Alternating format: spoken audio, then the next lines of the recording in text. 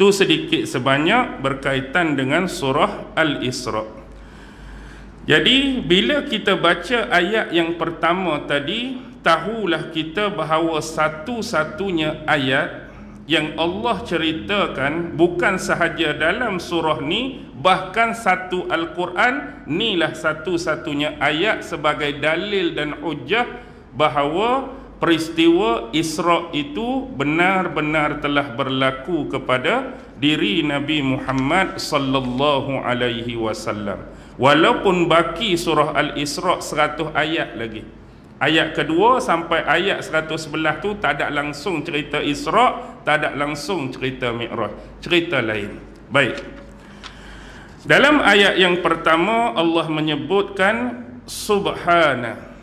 Apa maksud subhana? Ini adalah kalimah penyucian, iaitu menyucikan Allah Subhanahu wa ta'ala.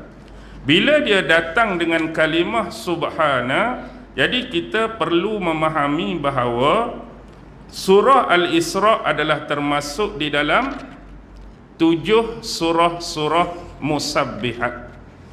Apakah yang dimaksudkan dengan surah-surah musabbihat? Iaitu mana-mana surah yang pada permulaan kalimah dan perkataan pada surah tersebut adalah bentuk penyucian terhadap zat Allah Subhanahu wa ta'ala.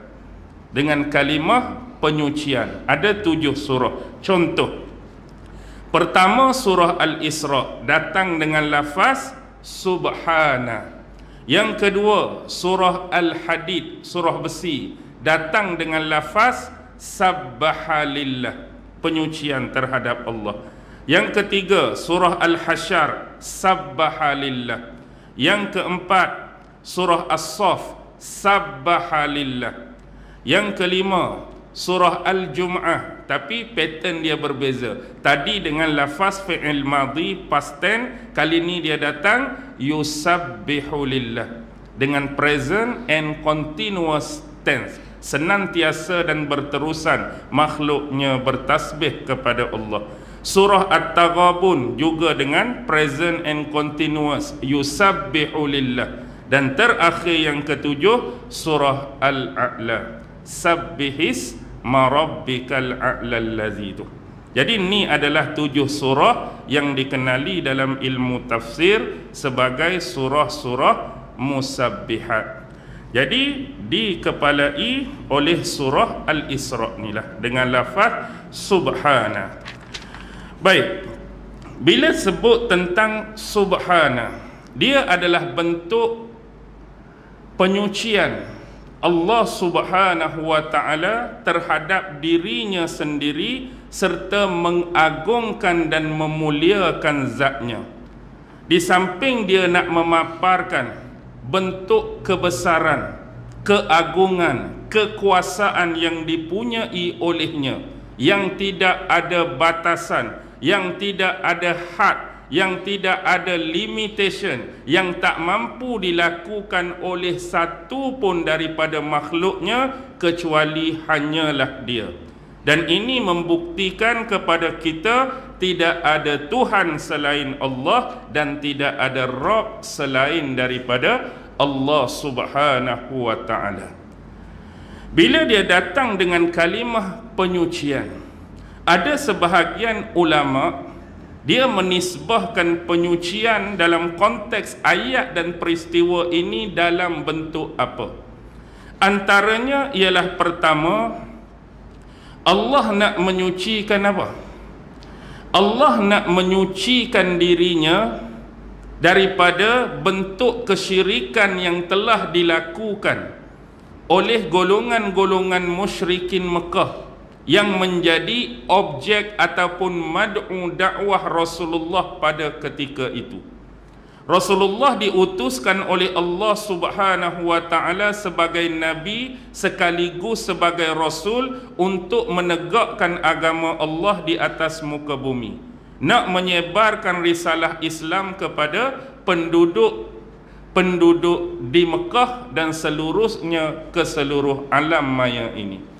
Jadi objek ataupun mad'u dakwah Rasulullah pada ketika itu Siapa? Golongan musyrikin Mekah. Yang kita kenal mereka ni adalah golongan-golongan yang menyembah berhala, menyembah patung-patung, menyembah sembahan yang menjadi idola-idola mereka. Sama ada bentuk kayu, sama ada bentuk batu ataupun unsur-unsur yang lain. Jadi di sini Allah nak menyucikan dirinya daripada apa yang telah dilakukan oleh golongan musyrikin Mekah yang telah menjadikan benda-benda tadi sebagai objek wasilah, sebagai objek perantaraan bila mereka ni nak berdoa pada Allah, bila mereka nak bermohon pada Allah, bila mereka nak minta tolong pada Allah. Allah nak habaq tak perlu kepada wasilah atau perantaraan tadi. Aku ni Tuhan kamu, aku ni pencipta kamu, aku yang bagi rezeki pada kamu. Kalau kamu nak doa apa-apa, kalau kamu nak berharap apa-apa, kalau kamu nak minta apa-apa, terus direct berdoa dan memohon kepada aku tanpa perlu kepada wasilah berhala tadi, tanpa perlu perantaraan kepada patung-patung tadi. Tak payah. Tu nak habaq. Baik, ni adalah bentuk kesyirikan dalam sudut konteks kesyirikan beribadah. Baik, kita melihat peristiwa ni dalam bentuk yang berbeza. Contoh, sebelum ni bila Nabi Muhammad Rasulullah ni dakwah pada mereka, macam-macam cara dan macam-macam alasan yang mereka kemukakan untuk menolak Nabi Muhammad ni sebagai seorang Rasul. Mereka kata pasal apa Nabi dan Rasul yang diutuskan pada mereka ni datang dalam bentuk jenis mereka sendiri. Mereka ni manusia, Muhammad pun manusia. Action lebih. Kalau boleh nak apa? Kalau boleh, kalau nak hantar Nabi dan Rasul pada kami, biarlah dari kalangan malaikat. Nak malaikat jadi Nabi, nak malaikat jadi Rasul. Hak sama jenis manusia sama manusia dia tak mau. Lepas tu manusia yang datang dari kelompok mereka sendiri, bangsa Arab, kampung depa, tempat depa. Biasalah manusia ni, bila kampung sendiri dia tak berapa nak terkenal. Kalau boleh nak orang daripada luar, orang daripada bukan suku sakat mereka. Bahkan bila berlaku penurunan Al-Quran, kalau boleh nak Al-Quran tu turun dalam siap yang tertulis dalam kertas dah, daripada langit turun satu-satu pada depa di bumi. Macam-macam minta. Tak mau jenis wahyu yang Nabi Muhammad tolong bacakan pada mereka. Bahkan lebih jauh yang menjadi sadis permintaan mereka ialah mereka kalau boleh Allah nak wahyukan sesuatu, sama ada sudut perintah atau larangan, ataupun Allah nak turunkan bentuk hukum hakam ni, biar Allah direct pada mereka terus. Tak ada nabi-nabi, tak ada rasul-rasul. Jadi tak mau ada perantara, tak mau ada wasilah Muhammad yang tolong bagi tahu pada kami bagi pihak Allah. Contohnya kalau Allah nak suruh kami semayang ke, kami puasa ke, kami haji ke, direct Allah wahyukan dan bagi tahu pada kami.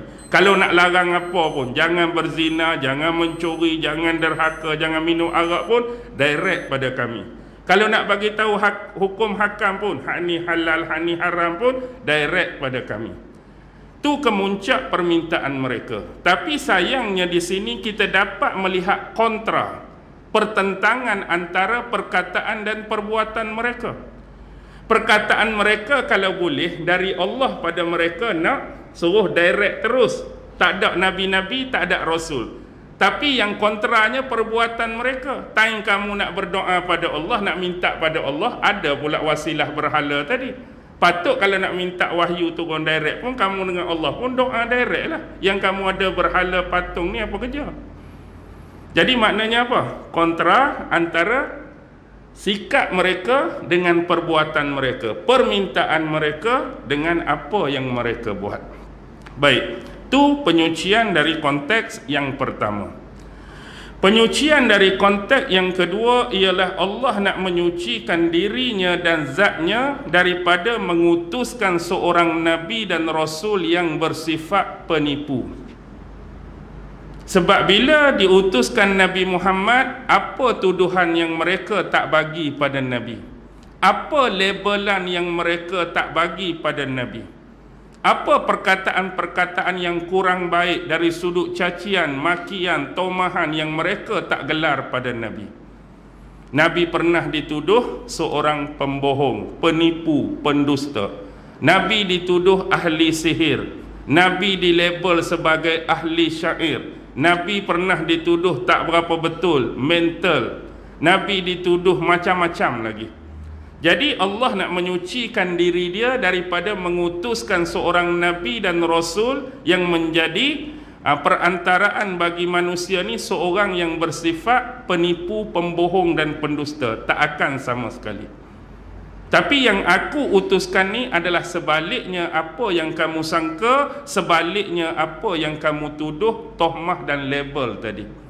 Dia adalah Nabi dan Rasul yang benar-benar seorang yang jujur, yang amanah dan sebagainya. Jelas di dalam surah Bintang, surah An-Najm, Allah Subhanahu wa taala berfirman apa tu? Wa ma yantiqu anil hawa in huwa illa wahyun yuha. Dan tiadalah dia bercakap mengikut turutan hawa nafsunya, kecuali yang disebutkan ataupun diucapkan tu ialah yang diwahyukan kepadanya. Itu Rasulullah. Jadi nak tepih benda tu tak logik sama sekali, tak mungkin sama sekali. Allah nak sampaikan kebenaran kepada manusia, Allah nak sampaikan wahyu kepada manusia, Allah nak turunkan hukum-hukum dan perundangan kepada manusia, tapi wakil daripada Allah tu orang yang penipu. Logik tak? Logik tak? Allah nak habaq Quran ni, firman aku ni sungguh, Quran aku ni benar, hukum-hukum aku ni terbaik, perundangan aku ni sesuai bagi semua manusia, tapi yang akan menyampaikan tu aku akan utus orang yang suka berbohong. Logik tak? Benda yang nak disampaikan tu benda benar, penyampai tu bukan orang yang bersifat benar. Tak ada logik dia. Jadi Allah nak nafikan benda tu, nak denikan benda tu, nak sucikan zat dia daripada bersifat demikian. Baik, Allah yang bersifat seperti tadilah allazi asra. Mana ni mata? Baru subhana ni syak dah. Tak ada habis tu ayat ni.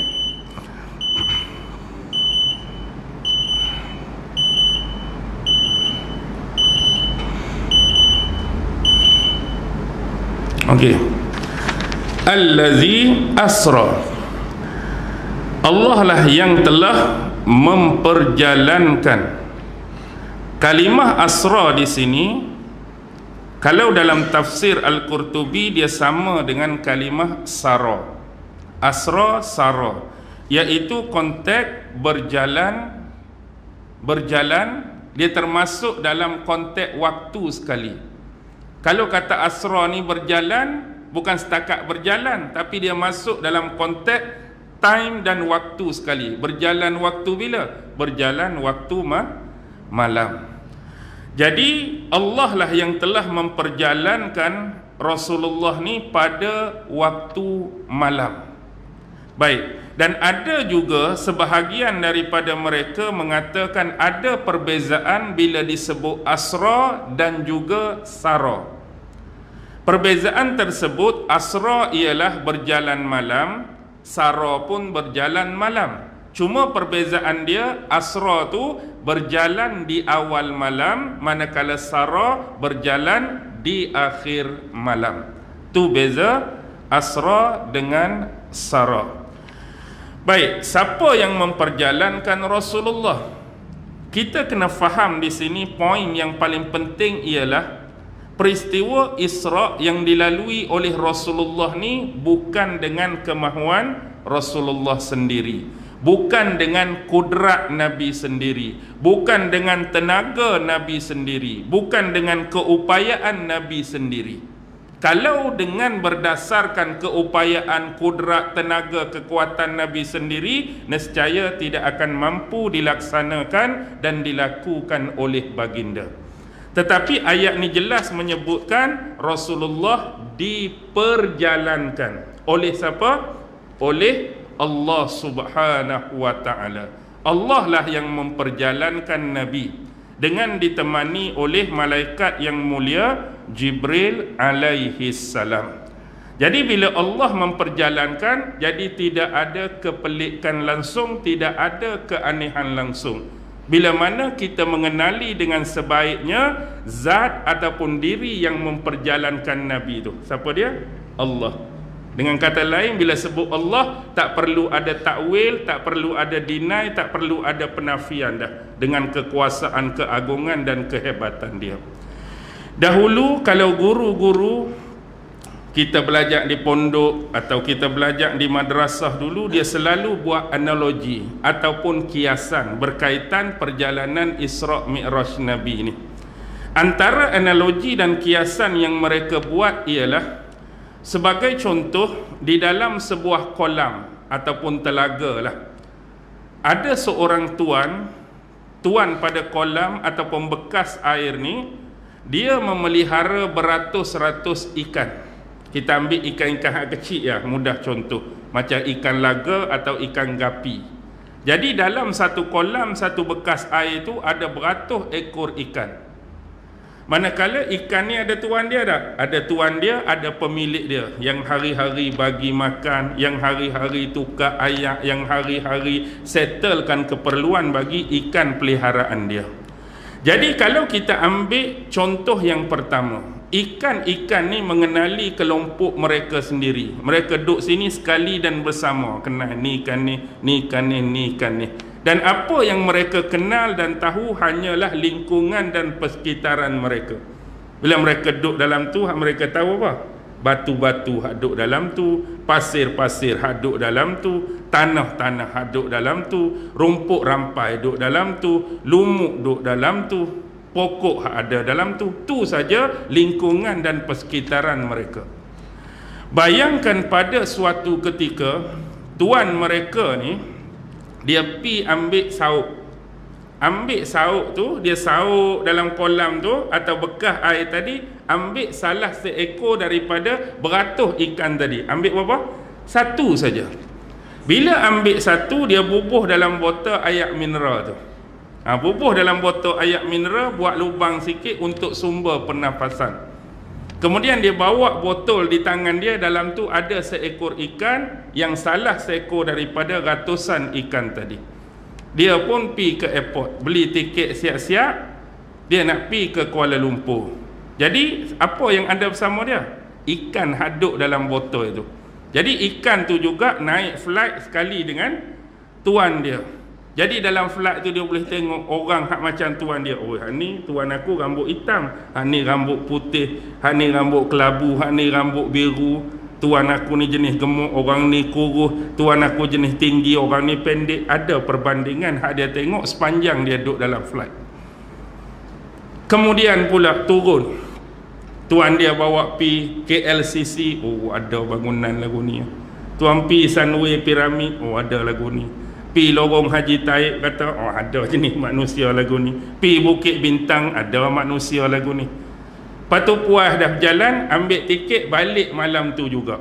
Bila balik malam tu juga, buka botol, bubuh balik ikan tu dalam bekas tadi. Jadi ikan tu dia teruja nak menceritakan pengalaman perjalanan hak bersama tuan dia tadi kepada kawan-kawan dia hak ratus-ratus ekor hak lain tu lah. Tapi poin di sini ialah dalam konteks analogi dengan Isra' Nabi tu, dia pi dengan kudrat dia sendiri ke? Aku nak lompat keluar daripada kolam ni, tiba-tiba aku kepok pupu naik. Tak ada. Dengan kudrat tu tak ada kemampuan dia. Sebab bukan kata nak kepok, keluar saja dari situ boleh 2 minit mampuslah kan. Tapi hak ni sebab apa? Tuan kita, bukan aku, bukan kuasa aku, bukan power aku, bukan kudrat aku. Tuan kita buh aku dalam botol, bawa aku berjalan. Kalau ikut kudrat aku memang tak boleh lah. Jadi hang nampak apa? Oh, tuan kita bawa naik satu kenderaan yang kalau aku cerita hang po Tenganga punya, besar lah. Dalam tu ada beratus-ratus orang boleh muat macam tuan kita. Dia ceritalah macam tadilah, hatu color lagu ni, hatu tinggi, hatu pi ni, ada bangunan ni. Agak-agak kawan-kawan tu nak percaya tak? Hak dalam tu hak dia pun tengok rumput, dia pun tengok batu, dia pun tengok hang ni cerita mengarut apa ni. Jangan buat kami Tenganga, kami terlopong dengar cerita hang ni. Tak masuk di akal geng-geng kita ikan ni dengan cerita hang tadi. Satu pun kami tak tahu, satu pun kami tak kenal, satu pun kami tak pernah tengok, satu pun kami tak boleh nak contohkan dengan apa yang kita duk tengok ni. Dan itu jugalah yang berlaku. Bila Rasulullah menceritakan kepada golongan-golongan apabila Rasulullah kembali semula ke bumi Mekah, seolah-olah berita ni adalah berita yang tidak dapat untuk mereka tangkap dengan akal yang rasional. Cerita ni wow sangat, cerita ni wonderful sangat, tak mampu nak hadam dengan akal fikiran biasa kerana tidak mampu untuk ditanggapi oleh panca indera yang 5.